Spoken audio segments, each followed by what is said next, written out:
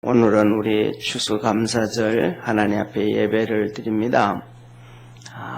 이 오늘날에는 많은 교회들마다 추수감사절 주일이 들쑥날쑥 좀 다 다릅니다. 10월 달에 드리는 교회도 있고 11월 달에 드리는 교회도 있고 그렇습니다. 우리나라는 많은 사람들이 미국 선교사들이 우리에게 추수감사절을 갖다 줘서 그래서 우리도 미국인들처럼 미국인들이 추수감사절이 11월 셋째 주예요. 11월 셋째 주 목금 이틀 동안 절기를 지냅니다. 그들은 목금 주일이 아니고 추수감사절이 목금이에요. 그래서 목금 되기 전에 지나고 이제 주일날을 추수감사절로 지내는데 우리나라는 기독교가 들어온 지 거의 20년이 지난 다음에 1904년도에 그때는 오늘날은 장로교가 여러 교파가 있어요. 통합, 우리 대신, 이런저런 많은 교파가 있지만, 그때는 장로교가 하나였어요. 하나였는데, 나중에 이제, 이게, 광복을 하면서부터 시작해서 장로교가 갈라지기 시작했습니다. 하나일 때 1904년도에 쉽게 말하면 요새로 말하면 총회를 하게 됩니다. 그때 이 서경조 장로님이 제의를 합니다. 우리도 하나님 앞에 이 감사절을 지내자, 추수감사절을 지내자. 그렇게 해서 장로교에서 그렇게 이렇게 그러면 어떻게 했으면 좋겠는가 하고 상의를 했을 때에 우리나라에 선교사가 처음으로 온 게 11월 10일이니까 그 선교사가 들어온 날짜에 맞춰서 11월 10일 날을 이렇게 추수감사절로 지내자라고 얘기하고 그 다음에 우리 장로교회만 할 게 아니고 이것을 우리 기독교 전체 감리교, 침례교, 성결 전체 다 하자. 그래서 합의를 해서 그렇게 하자라고 했습니다. 그래서 제일 처음에는 이렇게 해서 11월 셋째 주 지난 수요일 날을 추수감사 예배로 드리자. 그래서 수요일 날 주일 예배를 드리지 않고 수요일 날 다 와서 추수감사절 예배를 드렸어요. 그러다가 보니까 또 여러 가지 또 참석할 수 있는 성도도 있고 없는 성도도 있고 있잖아요.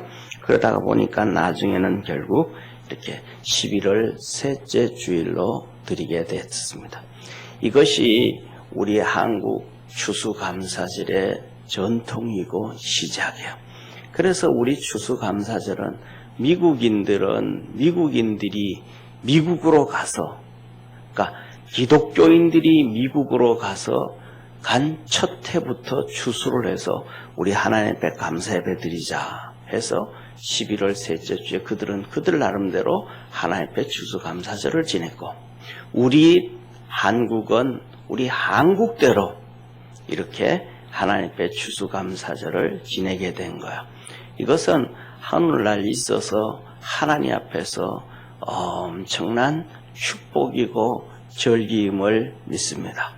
그래서 이러한 전통을 우리나라의 기독교 역사를 잘 모르다가 보니까 깊이 좀 공부를 안 하다가 보니까 목사들이 이거는 그냥 우리도 셋째 주, 미국도 셋째 주, 또 미국 선교사들이 가져왔으니까 미국을 따라가는 거다. 이런 좌파적인 사고방식을 가져가지고 11월 셋째 주에 안 하고 자기들 마음대로 막 지키는 이거는 우리나라 기독교가 정해놓은 그런 절기가 11월 셋째 주임을 기억하기를 바랍니다. 그래서 우리 교회에서도 그 전에 좀 늦은 것 같다 이런저런 얘기가 있어서 그럼 우리 한번 시험적으로 성경에 나오는 추수감사절 초막절, 장막절을 한번 지내보자 그랬는데 이게 좀 시간이 좀 그래서 한번 그렇게 하고 다시 11월 셋째 주 우리나라가 전통적으로 지키는 그런 절기로 다시 하기로 그렇게 당해서 했었습니다. 그래서 가장 중요한 것은 신학교를 졸업하고 뭘 한 목사들도 정확하게 공부를 안 하고 그냥 자기 생각대로 주관대로 이렇게 막 하다가 보니까 잘못된 지식이 들어가져 버린 거예요. 오늘날 우리 믿음의 모든 성도들도 다 알고 있는 것이든지 무엇이든지 다시 한번 체크해서 하나님 앞에서 믿음으로 살아감으로 하나님 앞에 좋은 추수를 거둘 수 있는 우리 믿음의 성도 되기를 주의 이름으로 축원합니다. 오늘 여기 본문 말씀을 보면 오늘 우리 성도님들 이렇게 살면서 올 한 해는 요새는 시골에서는 1년씩 추수를 하잖아요. 이렇게 거두지만은 이제는 쉽게 말하면 종교개혁 이후 우리 기독교가 다시 살아난 날이 종교개혁이에요. 기독교가 죽었다가 다시 살아난 날이 종교개혁이에요. 이때부터 시작해서 종교개혁이 시작되어지면서부터 시작해서 전 세계는 산업화로 들어서기 시작해서 그때부터 시작해서 쉽게 말하면 종교개혁이 시골 촌동네에서부터 시작된 게 아니고 도시에서부터 시작되다가 보니까 이제는 추수감사절이라고 해가지고 1년 추수를 하고 또 아니면 1년 연봉을 하루에 주고 1년 동안 안 주는 게 아니고 거의 월급식으로 받고 또 미국 같은 경우에는 2주에 한 번씩 주로 많이 받고 그 다음에 또 이 일용자들은 일주일에 한 번씩 주급이라 해서 받는 그래서 오늘날에 살아가는 우리는 1년에 한 번 거두는 농사를 짓고 하는 이 추수감사절 의미보다가는 매주, 격주, 월 이렇게 수입을 받고 월급을 받고 살아가지만 궁극적으로는 봄, 여름, 가을, 겨울, 가을에 추수를 하고 이거는 전체 하나님께서 창조하신 창조의 원림을 기억하기를 바랍니다. 그래서 이것은 우리도 이 땅에 태어나고 자라고 그 다음에 어른이 되고 그 다음에 노인이 되어서 하나님 앞에 가게 되어지는 이 하나의 태어나면서부터 거두고 끝나는 이 인생의 삶도 있습니다. 우리가 살아가면서 올 한 해 하나님이 우리에게 어떤 은혜와 복을 주셨는지 각자가 다 다른 은혜 안에 살아가지만은 이 삶이 결국은 편안하고 평탄하고 쉽고 기뻐하고 즐거워하는 삶보다는 어려운 삶들이 더 많을 수 있습니다. 어떤 데는 경제적으로, 어떤 데는 병으로, 질병으로, 어떤 데는 마음으로, 어떤 데는 정신적으로 어려움 가운데 살아가는데 그때마다 우리 주님께서 주시는 은혜와 복으로 우리가 살아가게 되어짐을 기억하고 믿는 성도 되기를 축원합니다. 그래서 이 추수감사절 되어지면 항상 거의 대부분 90% 이상은 세상에서 추수한 것, 세상에서 거둔 것, 세상의 관점을 많이 갖고 있는데 오늘 이번 2019년, 이제 내년이면 2020년이에요. 숫자도 참 좋은 숫자가 나와요. 2020. 그래서 이런 관점에서 우리가 이번 추수감사절에는 이 땅의 것뿐만 아니라 진짜 우리 인생에 무엇을 거둘 것인가? 매년 매달 격주로 거두는 것도 중요하지만 우리 인생을 어떻게 거둘 것인가? 정말 마지막에 잘 거둘 것인가? 마지막에 별 볼 일 없이 작은 것으로 거실 것인가? 그것을 한번 돌이켜보는 우리 인생의 추수를 어떻게 할 것인가? 그 메시지를 준비를 했습니다. 그래서 오늘 주님께서 하시는 말씀이 디모데전후서 4장 1절에 이렇게 말씀을 하셔요. 하나님 앞과 산 자와 죽은 자를 심판하실 그리스도 예수 앞에서 그의 나타나실 것과 그의 나라를 두고 엄히 명하노니. 우리는 주님 앞에 가서 추수를 한다는 거예요. 우리 주님은 죽은 자도 심판하고 산 자도 심판하고 죽은 자도 추수, 산 자도 추수 다 그렇게 하신다는 거예요. 그래서 하나님 앞에서 산 자와 죽은 자를 심판하실 분 오직 우리 주님밖에 없다. 사랑하는 성도님, 오늘날에는 WCC라는 얘기를 들어보셨을 거예요. 천주교가 중심이 돼서 하는 WCC. 예수님만 구원이 있는 게 아니고 전 세계 어디든지 다 구원이 있다. 천주교에도 구원이 있고 기독교에도 구원이 있고 불교에도 구원이 있고 유교에도 구원이 있고 전 세계에 있는 부족 국가들마다 수많은 샤머니즘이 있고 그들이 섬기는 신들이 있는데 그들 속에 전부 다 구원해 줄 수 있는 구세주가 있다.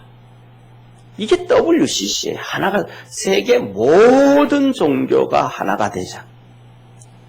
그런데 하나님은 분명히 말씀하셔요. 하나님은 어디에든지 구원을 주시는 분이 아니고 오직 예수님만이 구원이다. 오직 예수님만이 구원이다. 이거는 타협할 수도 없고 이거는 양보할 수도 없고 이거는 어떻게 할 수도 없는 하나님이 그냥 딱 정해 놓아버리신 거예요. 방법이 없는 거예요. 우리 인간이 이러쿵저러쿵 얘기를 해도 하나님은 아니라 그러시는 거예요. 그래서 이 주님께 뿌려라.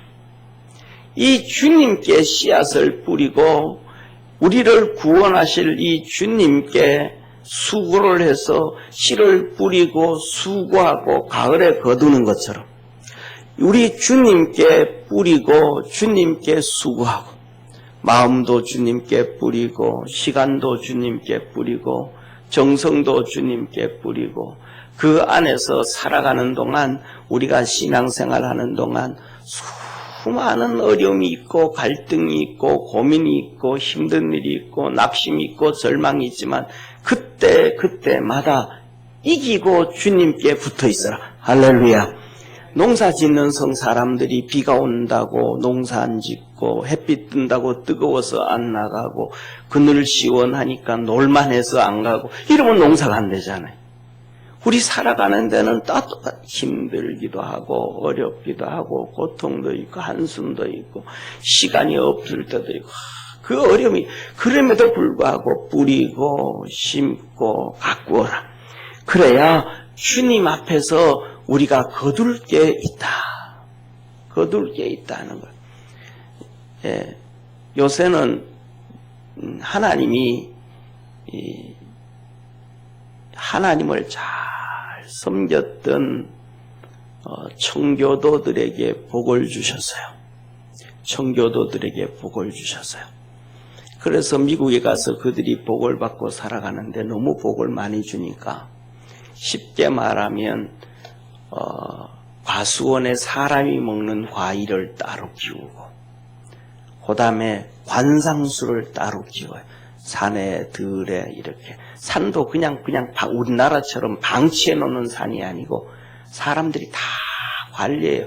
차 타고 가다 보면 그 넓은 초원들 나오잖아요. 그런 것들도 다 관리하기 때문에 그냥 놔둬서 되는 게 아니고 근데 거기에 유실수도 심어요.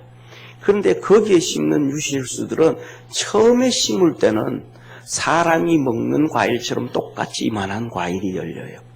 근데 이것을 방치를 해버리니까 그냥 그냥 이렇게 관상용이니까 뭐 사람이 먹기 위해서 막 이렇게 걸음을 그리지 않단 말이에요. 그러니까 이것이 점점 작아지고 그 다음에 딱딱해지고 왜 이렇게 버티기 위해서. 그래서 이런 것들은 뭐냐면 그냥 정말로 들에 있는 짐승들이 따먹어요.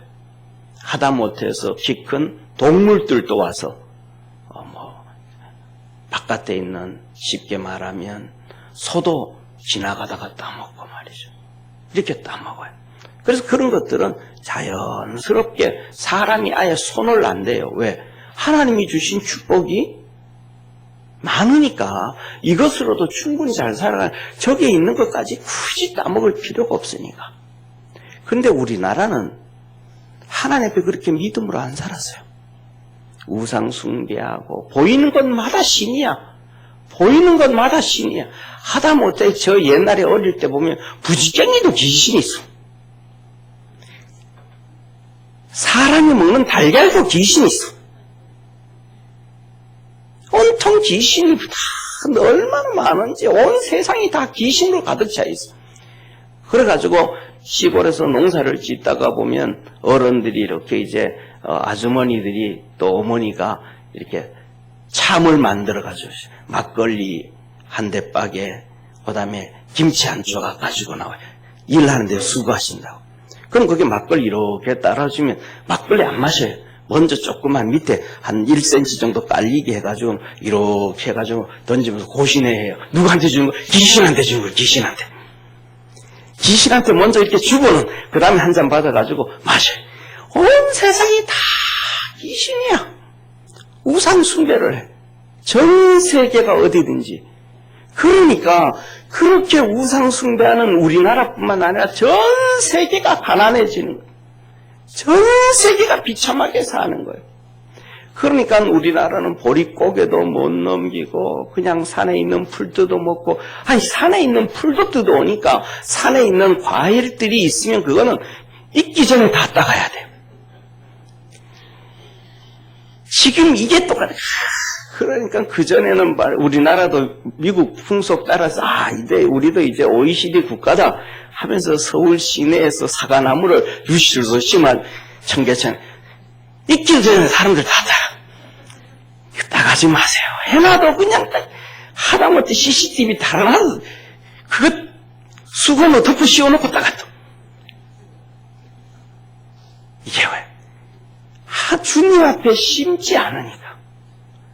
주님 앞에 뿌리지 아니하니까. 우리나라를 뭐라 그러는 게 아니고 전 세계가 주님 앞에 뿌리고 주님 앞에 심지 않고 주님 앞에 애쓰지 아니하면 주님이 아무리 몸부림을 쳐도 복을 안 주시는 거예요. 사랑하는 성도님, 한번 보시기를 바랍니다.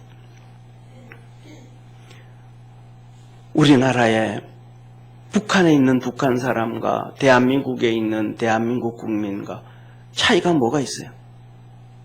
유일하게 우리도 한국말을 쓰고 그들도 한국말을 써요. 우리도 세종대왕이 만든 글을 쓰고 그들도 세종대왕이 만든 글을 써요. 그런데 우리나라는 엄청 잘 살아요.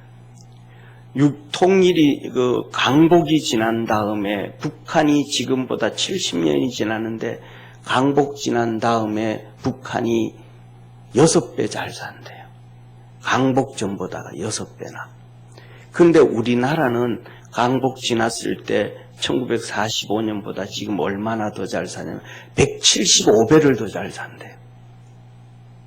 아니 똑같은데, 똑같은 사람인데, 똑같은 차이점이 없는데 여러 가지 말을 하겠지만 하나님은 여기에 복을 주시고 하나님은 거기에 복을 안 주시는 거예요. 복을 안 주시는 거예요. 그래서 이 재림하실 주님, 우리 주님께서 이렇게 말씀하시잖아요. 그의 나타나실 것과 그의 나라를 두고 엄히 명하노니, 엄히 명하노니, 주님께 뿌리고 주님께 수고하고 주님께 심고 애쓰면 하나님의 복을 받게 된다 하신 거예요. 사랑하는 성도님, 그래서 말씀하시기를 그러면 무엇을 심을까? 무엇을 심어야 우리가 복을 받을 수 있을까? 하나님이 이렇게 말씀하셔. 2절에서 너는 말씀을 전파하라. 때를 얻든지 못 얻든지 항상 힘쓰라. 범사에 오래 참음과 가르침으로 경책하며 경계하며 권하라. 때가 이르리니 사람이 바른 교훈을 받지 아니하며 귀가 가리워서 자기의 사욕을 좇을 스승을 많이 두고 또 그 길을 진리에서 돌이켜 허탄한 이야기를 좇으리라. 그러나 너는 모든 일에 근신하며 고난을 받으며 전도인의 일을 하며 내 직무를 다하라. 할렐루야. 여기서 우리 주님이 몇 가지를 말씀하셔. 첫째, 말씀을 전파해라. 불신자에게 복음을 전하고, 그 다음에 두 번째로는 믿음의 성도들에게 하나님의 말씀으로 이렇게 가르치고 견책하고 경계하고 권해라. 그리고 그 다음에 스스로 또 뭐라 그러냐 하면 근신해서 고난을 받아라. 전도인을 해라. 전도하다 보면, 말씀을 전하다가 보면 마음에 안 든다고 막 비난하고 핍박을 한다 이 말이에요. 자, 보세요. 우리가 살아가면서 첫째로는 전도를 안 한 사람이 없어요. 전도를 다 열심히 해요. 그런데 중간에 이제 전도하다가 포기하는 사람이 있어요. 첫째로는 내가 바빠서 못하겠다. 두 번째로는 이게 전도하다가 보니까 안 되는 거예요. 뭐 수습도 없는 거예요. 소득도 없어. 예. 그 다음에 세 번째로는 그냥 핍박이 자꾸 뭐라 그래. 그래서 어느 순간 그만뒀어요. 그런데 중요한 것은 그때 주님께 시간을 내서 전도하고 주님께 사람이 듣든 안 듣든 말하고 믿는 성도든 안 믿는 성도든 바른 길을 얘기해주고 듣든 안 듣는 것이 90%예요. 그래도 얘기하고 또 그런데 막 비난하고 손가락질하고 그게 뭔 하나님의 말씀이냐고 얘기하고 막 그런단 말이에요. 그렇게 전할 때의 삶이나 또 여러 가지 문제가 있어서 그렇게 하지 않을 때의 신앙생활이나 그렇게 바빠서 그때는 열심히 할 때 하나님이 주신 삶과 또 지금은 이제 안에서 이제 열심히 다른 일을 열심히 하는 삶을 볼 때 안 할 때에 하나님이 복을 더 많이 주셨는가? 또 바쁘지만 또 그냥 힘들지만 또 그렇게 할 때 복을 더 주셨는가? 이렇게 우리가 비교를 이렇게 볼 때 분명한 것은 하나님의 일을 할 때 가장 중요한 것이 우리 마음에 평안이 있었고 삶에 평안이 있었고 그 삶에서도 그때나 지금이나 수입이 비슷하고 같다 할지라도 아마 그때가 더 마음에 여유 있게 살았고 지금은 똑같은 상황이지만 여유 없이 살아가는 경우가 많이 있습니다. 왜냐? 하나님 앞에 뿌려놓으면 하나님께서 복을 주시는 것을 믿으시길 바랍니다. 내가 그 사람에게 전도를 하는데 그 사람이 받아들이고 안 받아들이고는 하는 게 아니고 내가 주님의 일을 하는 거예요. 사랑하는 성도님, 한번 보시기를 바랍니다. 내가 옆집에 하루 품삯을 받으러 일하러 갔습니다. 내가 정성을 다해서 모신 길을 해줬어요. 그러면 그게 잘 자라고 안 자라고는 내 소관 아니에요. 나는 성실히 잘해주면 끝이에요. 그것이 잘 자라든 안 자라든 하루 품삯은 내가 주인한테 받아오는 거예요. 그 다음에 그 열매는 주인이 가져가는 거예요. 내가 씨앗을 뿌리고 수고하고 애쓰고 나면 그것으로 하나님이 내게 복을 주셔요. 그 다음에 그것을 거두고 일하시고 하나님이 기뻐하시는 것은 하나님이 하시는 거예요. 우리가 하나님 앞에서 살아갈 때 하나님이 우리에게 그러한 은혜와 복 주심을 믿으시길 바랍니다. 힘들고 어렵고 해도 주님을 바라보며 달려가는 축복의 성도 되기를 바랍니다. 사랑하는 성도님, 이렇게 사도 바울은 주님 앞에 다 했어요. 두들겨 맞고 감옥 가고 돌에 맞아 죽어가고 얼굴에 피가 투성이가 되어지고 그럼에도 불구하고 지치지 않고 끝까지 갔어요. 그래서 위대한 거예요. 중간에 포기를 해버렸다면 위대한 사람이 없어요. 그런데 오늘 여기에 본문 말씀에서도 보면 데마도 다 똑같이 그렇게 충성을 했어요.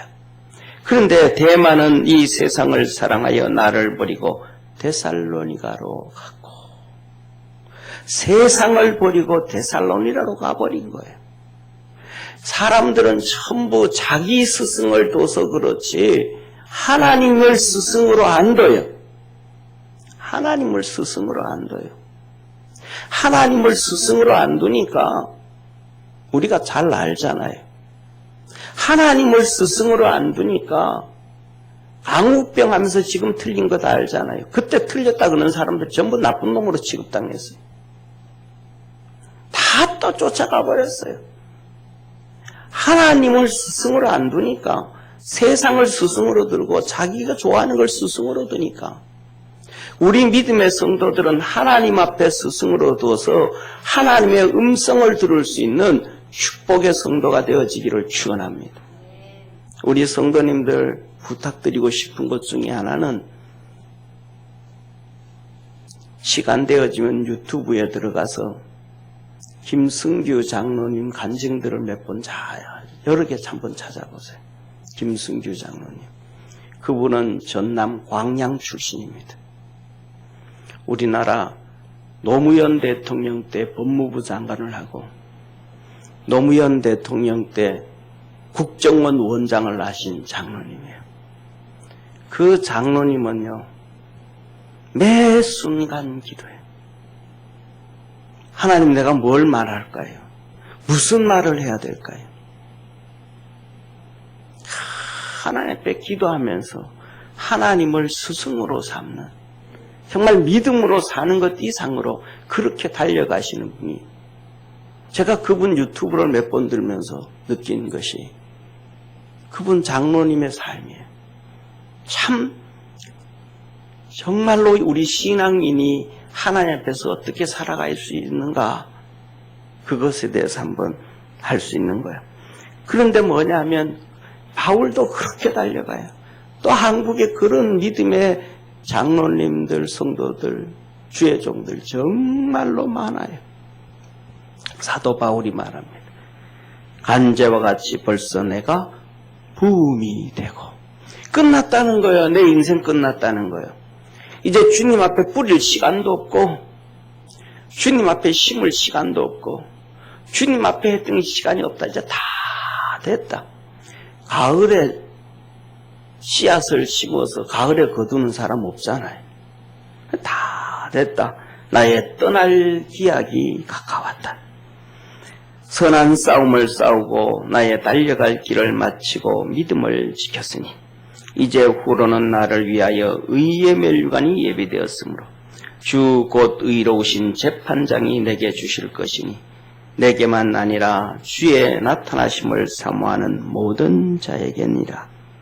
사랑하는 성도님, 사도 바울은 추수할 게 있대요.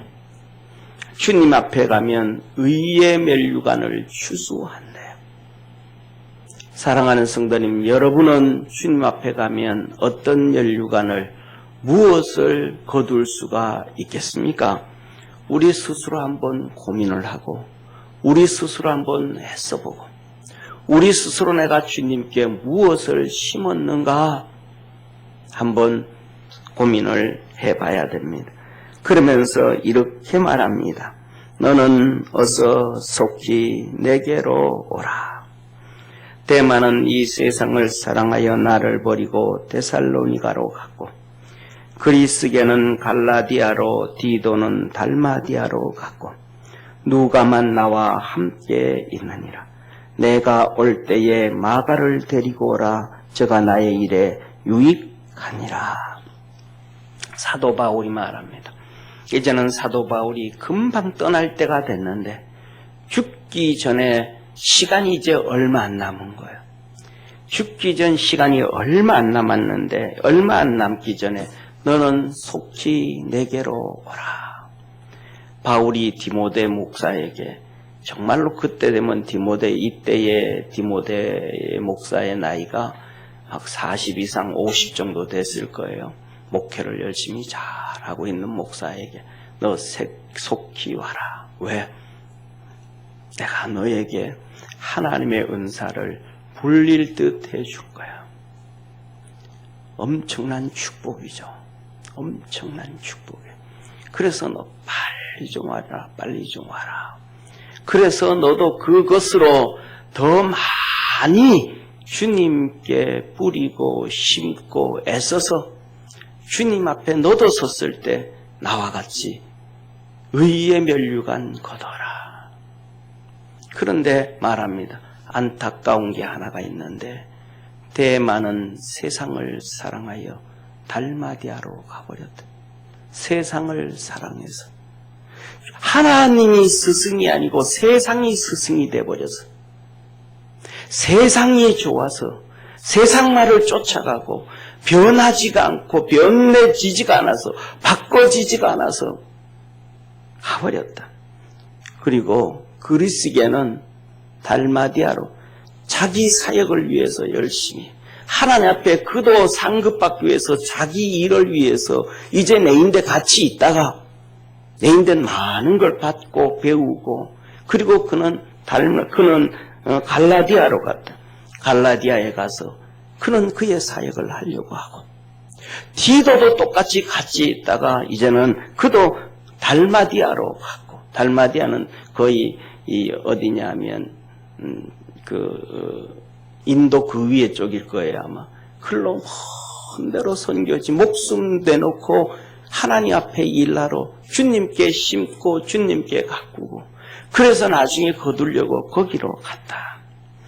오직 누가만 나와 함께 있느니라. 왜? 누가는 평신도니까. 평신도니까 하나님의 사역을 위해서 사명받은 자가 아니니까 그는 내가 감옥에 있고 힘들어하는데 여기 끝까지 내 곁에서 옥중 뒷바라지 하면서 그렇게 힘들게 누가만 나와 함께 하나님의 나라를 위해서 있는데 누가는 또한 이것이 하나님 앞에 가면 받을 상급이니까 평신도가 해야 될 일, 주의 종들이 해야 될 일이 따로 있으니까 그들은 다 사명을 받아서 갔고 누가는 평신도로서 하나님 앞에 그 뿌리고 심고 나중에 거두기 위해서 마지막 내 옆에 가지 있다. 너가 올 때에 마가를 데리고 오라. 그는 나의 일에 유익하니라. 똑같이 내가 너에게 많은 은사를 불릴 듯하게 해서 하나님 앞에 상을 받게 하고 거두게 해야 되는 것처럼 누가도 이 마가도 처음에는 내가 마음에 안 들었었지만은 그 다음에 그가 얼마나 변화되어졌는지 바꾸어졌는지 이 본문 한 번에 나오는 게 아니고 바울 서신을 보면 계속 나와요. 마가의 장점이 나와요. 마가의 잘하는 모습이 나와요. 그가 한 번은 힘들어야 하고 먼저 1차 선교 갔다 왔지만 그 다음부터 2차 선교부터는 마음을 다 잡고 힘들고 어려워도 주님 위해서 심고 거두고 애쓰고 뿌리고 얼마나 헌신적으로 사는지 몰라요. 그래서 이 바울이 그 뒤부터는 마가를 계속 칭찬합니다. 편지 쓸 때마다. 그런데 마지막 죽기 전에 디모데에게도 야 너가 올 때는 그 마가를 꼭 데려와라. 네, 그 마가에게도 하나님의 복음을 위해서 내가 은혜 주고 그도 더 잘 심고 더 잘해서 하나님 앞에 거둘 수 있도록 하나님 앞에 거둘 수 있도록 해주겠다. 사랑하는 성도님, 저와 여러분 우리 모두가 각자가 하나님 앞에서 주신 사명들이 다 다릅니다. 마가는 마가대로, 디모데는 디모데대로, 평신도인 누가는 누가대로 하나님 앞에서 잘 심고 많이 심고 애쓰고 수고하고 몸부림쳐서 주님 앞에서 많은 것을 거둘 수 있는 우리 축복의 성도가 되어지기를 주의 이름으로 축원합니다.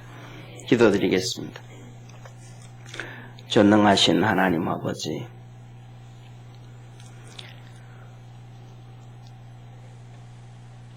뿌리지 않은 자는 싹이 나지 않고 애쓰지 않은 자는 거둘 수가 없습니다. 주님은 이 세상에서 수확하는 것도 중요하고 또 그것을 바라보면서 주님께 심고 뿌리고 애쓰고 가꾸어서 주님 오실 때에 주님 앞에 섰을 때에 많은 것 귀한 것을 거두라고 하십니다. 주님 앞에 섰을 때 귀한 것 거두어 주 앞에 설 수 있는 복된 성도들 되게 하옵소서.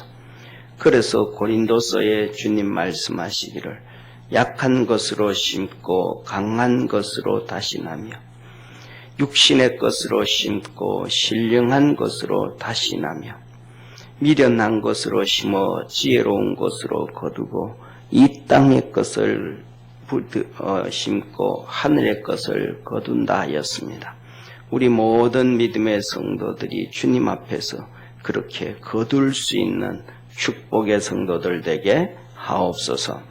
구원하신 예수님의 이름으로 기도드립니다. 아멘.